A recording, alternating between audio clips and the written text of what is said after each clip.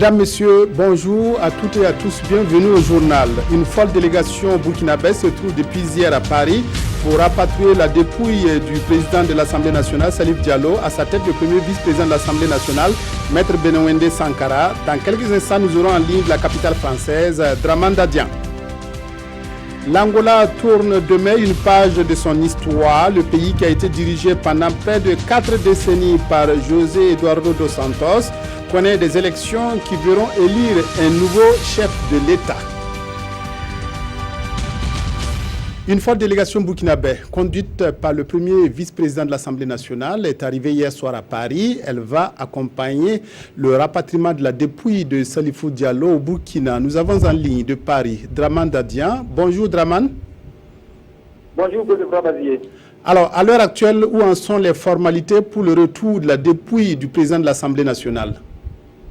Écoutez, ici au funérarium des Batignolles à Tichy, et la chambre funéraire est bondée de monde, des Burkinabés, mais aussi beaucoup d'amis du Burkina.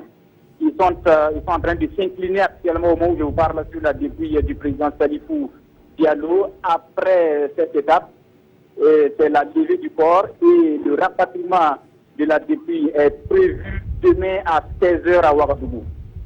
Alors, vous dites que vous êtes à Clichy et que la levée de la dépouille, en tout cas, se fait actuellement. Est-ce qu'il y a une autre étape où on doit conduire le corps de l'ancien président de l'Assemblée nationale?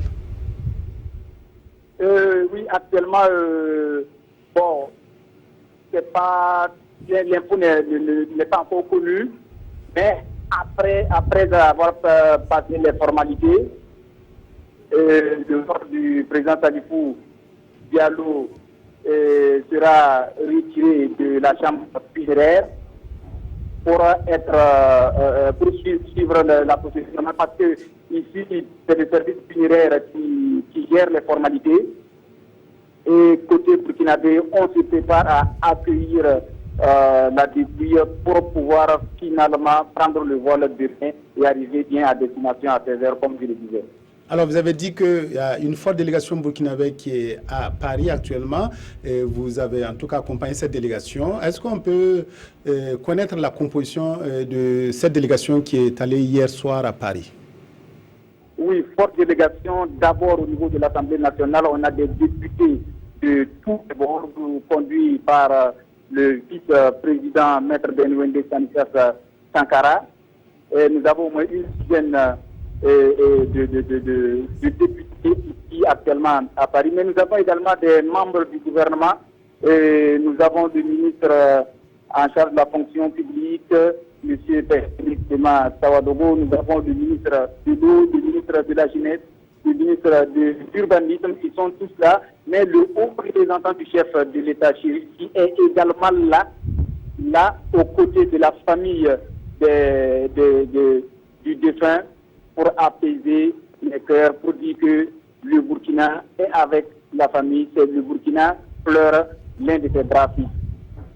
Voilà, merci Dramane Dadian depuis Paris pour toutes ces précisions sur donc les formalités qui vont permettre de rapatrier le corps du président de l'Assemblée nationale, Salifou Diallo, décédé samedi dernier. La dépouille mortelle du président de l'Assemblée nationale, Salifou Diallo, arrivera donc demain à Ouagadougou. Des hommages lui seront rendus jeudi avant le transfèrement de la dépouille pour Ouagadougou, où il sera inhumé vendredi. Cela dit, d'autres points de l'actualité nationale, la maîtrise des données d'observation de la Terre pour une gestion efficace des ressources naturelles et de l'agriculture en Afrique mobilise à Ouagadougou des spécialistes en géo-information. Réunis dans la capitale burkinabé, ils auront une idée des données d'observation utilisées dans la gestion, notamment des ressources naturelles. Reportage Yacouba Gamene Oumoussissé. Dans la zone ouest africaine, l'utilisation des données d'observation de la Terre est encore minime, selon le Centre ouest africain de services scientifiques sur le changement climatique et l'utilisation adaptée des terres, WASCAL. Cela est dû au coût très élevé du matériel utilisé et à l'insuffisance des ressources humaines. À cette rencontre, WASCAL veut accroître l'accès aux données d'observation de la Terre pour une gestion efficace des ressources naturelles et de l'agriculture en Afrique. Is a L'objectif de cette formation-là, c'est de faire connaître, notamment aux différentes institutions nationales telles que l'IGB, l'INERA et la DGPV et d'autres bien sûr, de les faire connaître l'importance et la disponibilité de ces données-là, notamment les données Landsat, les données Sentinelle, qu'ils peuvent utiliser dans les différentes activités, notamment dans la gestion des ressources naturelles. Le coût des images satellitaires a toujours limité l'application de la recherche d'informations dans la gestion des ressources naturelles. Pour ces acteurs spécialisés en géo-information, cette formation est un plus. Ça permet également de voir si des champs ont été ouverts dans une formation forestière et de prendre les actions qui s'interposent pour pouvoir en tout cas permettre à l'environnement de pouvoir se régénérer. Donc cette formation elle est importante, ça permettra donc aux acteurs, chacun dans son domaine, de pouvoir utiliser ces images-là pour orienter les décideurs. Plusieurs sortes de données sont déjà disponibles. Il s'agit des données Landsat de la NASA et les données de l'Agence spatiale européenne avec le satellite Sentinelle qui existe depuis 2015. Les changements climatiques ont besoin aussi d'être cernés par les spécialistes. Au Burkina existe le projet renforcement de l'information climatique et des systèmes d'alerte précoce en Afrique pour le développement de la résilience et de l'adaptation au changement climatique. SAPIC, c'est tout un programme donc. Le comité de pilotage de ce projet s'est réuni à Dédougou pour passer en revue les acquis de ce programme destiné à renforcer les capacités de production et de diffusion de l'information climatique. À Dédougou, Lassina Ouattara, Yacouba Goro. Ce sont les membres du comité de pilotage du projet renforcement de l'information climatique et des systèmes d'alerte précoce en Afrique pour le développement de la résilience et de l'adaptation au changement climatique, SAPIC. Un programme qui vise à renforcer les capacités de production et de diffusion de l'information climatique pour un système efficace et complet d'alerte précoce en vue d'une adaptation au changement climatique. À travers cet atelier, les membres du comité de pilotage de SAPIC vont statuer sur la planification révisée du programme d'activité de l'année 2017. Courant cette session, nous allons aussi voir, puisque avec les problèmes que le projet a rencontrés dans le cadre de la mobilisation du décaissement des fonds, il y a beaucoup d'activités qui ne pourront pas se tenir courant cette année. Et l'unité de coordination du projet a proposé que certaines activités soient reportées à l'année 2018. Et le comité ici présent va se pencher sur les propositions faites par l'équipe de coordination. 24 heures avant, ces membres ont eu à visiter quelques réalisations du projet. De Tiogo à Boromo, en passant par Tchériba et Dédougou, ils ont constaté les efforts de SAPIC dans les différentes stations météorologiques. Le nouveau dispositif juridique de répression de l'exploitation économique et sexuelle des enfants expliqué aux hommes de droit dans les cascades. Ces acteurs de terrain ont ainsi eu une occasion de renforcer leurs capacités afin de mieux protéger les tout-petits contre les pires formes de travail et les violences faites contre eux. Manika Yen, Karim Sissé, Abobo Dilasso. De nouveaux dispositifs juridiques pour le renforcement de la protection des enfants contre leur exploitation économique et sexuelle existent au Burkina Faso depuis 2014. Des dispositifs dont la mise en œuvre permettra de réprimer efficacement les cas d'enlèvement d'enfants et de traite de personnes. Et pour permettre aux acteurs chargés d'appliquer ces textes de mieux les comprendre, le ministère en charge des droits humains organise cette formation à Banfoura. Nous allons donc présenter davantage ces textes dans la lettre et dans l'esprit. Il y aura également des exercices d'application qui vont être faits pour permettre aux différents acteurs de s'approprier à travers des cas pratiques pour voir s'il y a une situation pareille, qu'est-ce qu'il faut faire, et surtout ils seront outillés en matière de détection préventive pour déjà éviter notamment les trafics d'enfants. Banfoura, de par sa situation géographique, constitue une zone de transit en matière de trafic d'enfants. Et pour les premiers responsables de la région, cette formation sera d'un apport capital. Non, cet atelier est vraiment le bienvenu parce qu'il vient à point au niveau de notre région, puisque comme je le disais tantôt, nous sommes devenus vraiment une région où l'exploitation artisanale a pris de l'ampleur. Donc un tel atelier permet toujours de mettre les différents acteurs à la hauteur de leur mission. Une fois de retour dans leurs postes respectifs, les participants devront à leur tour sensibiliser leurs collègues et les populations sur les questions relatives à la protection des droits de l'enfant dans les cascades. L'Angola va tourner demain une page de son histoire politique avec les élections générales qui se déroulent dans le pays. Le président José Eduardo dos Santos, à la tête du pays depuis 40 ans, ne se représente plus, âgé de 74 ans, et diminué par la maladie. Dos Santos, qui a dirigé le pays d'une main de fer, quitte la scène, mais a pris le soin de désigner un homme de confiance pour le succéder. Pour la première fois depuis près de 38 ans, l'Angola s'apprête à se choisir un nouveau président. Ce pays du sud-ouest de l'Afrique n'en a eu que 2 depuis l'indépendance vis-à-vis du Portugal en 1975 et l'actuel José Eduardo dos Santos est au pouvoir depuis 1979. Alors forcément, la campagne a suscité l'enthousiasme.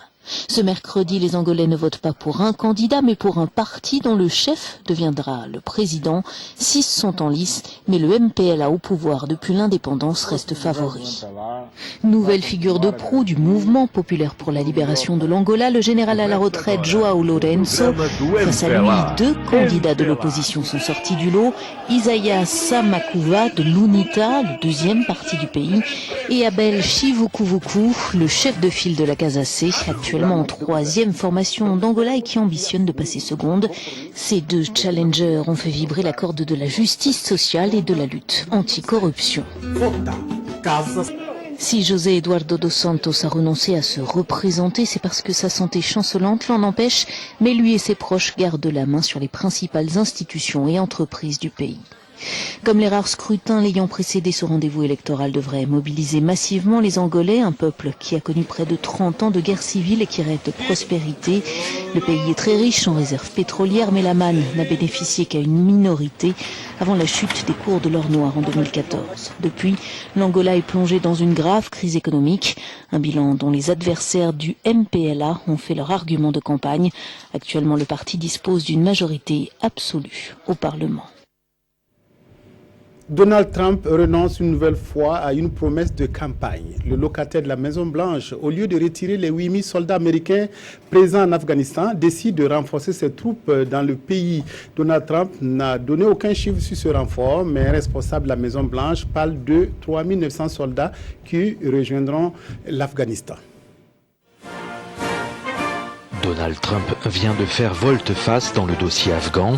Alors qu'il était pour un retrait des troupes américaines en Afghanistan avant son élection, le président a annoncé lundi un renforcement de la présence des États-Unis dans la région pour combattre les terroristes. Aux côtés de nos alliés, nous allons briser leur volonté, assécher leur recrutement et les empêcher de franchir nos frontières. Et oui, nous les vaincrons haut la main. En Afghanistan et au Pakistan, les intérêts de l'Amérique sont clairs. Nous devons stopper la résurgence des refuges qui permettent aux terroristes de menacer l'Amérique. Et nous devons empêcher les armes et le matériel nucléaire de tomber dans les mains des terroristes pour qu'ils soient utilisés contre nous ou n'importe où dans le monde. Selon un responsable de la Maison-Blanche, au moins 3900 soldats américains seront envoyés en Afghanistan, ce qui portera à plus de 12 000 hommes le nombre de soldats américains sur le terrain. Cette montée en puissance se fera en coordination avec les autres alliés de l'OTAN. L'adresse du président nigérien Muhammadu Buhari à la nation après 3 mois d'absence du pays alimente les commentaires des journaux ce mardi. Les quotidiens reviennent aussi sur les déclarations de personnalités après le décès de Salifou Diallo. Revue de presse avec Vincent Tiendrebego. Décès de Salifou Diallo, les journaux continuent de faire écho des réactions de certaines personnalités. Dans le pays, Djibril Bassolé exprime sa compassion à la famille du défunt. En dépit des divergences politiques qui nous ont opposés, je garderai de Salifou le souvenir d'un camarade de conviction et d'action avec lequel nous avons partagé les mêmes idéaux pour le bien du Burkina Faso et de l'Afrique, affirme le général. Toujours dans le pays, l'ex-premier ministre Luc Adolphe Tiao, lui, dit avoir eu des liens de camaraderie très forts avec Salifou Diallo, même que j'étais un de ses confidents au moment où il traversait ses difficultés politiques. On se comprenait bien jusqu'à la rupture politique en 2014, affirme Luc Tiao, qui termine « N'oublions jamais, au fait de la gloire ou dans le creux de la vague, que nous ne sommes que des pauvres mortels. » Et selon Aujourd'hui au Faso, l'ex-président Blaise Compaoré, dans une lettre adressée à la famille, salue la mémoire d'un honnête et fidèle serviteur du temps de leur collaboration, tandis que son épouse Chantal est annoncée à Ouagadougou pour les obsèques, selon des sources du journal. Parlant d'obsèques, le journal révèle déjà des noms de présidents africains, Alpha Condé, Mahamadou Issoufou et Hélène Johnson Sirleaf, attendus à Ouagadougou.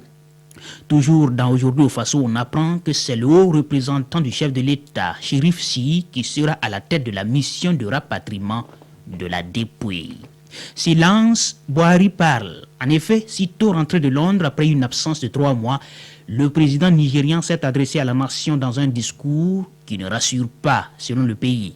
En tout cas, l'occasion était tout en or, mais Boari l'a raté de fixer définitivement ses compatriotes sur l'état de sa santé. Selon l'observateur Palga, le général président sort de la clinique et déclare la guerre à Boko Haram.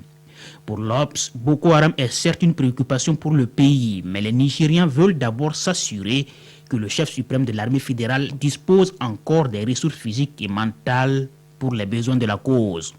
Et aujourd'hui, au Faso d'ajouter que lorsqu'un président est porté disparu pendant autant de temps et réapparaît, pas besoin d'experts en communication pour savoir que ses concitoyens s'impatientent d'être édifiés sur les raisons d'une telle absence. Fin du journal. Merci de votre aimable attention à la RTB. Excellent après-midi à toutes et à tous.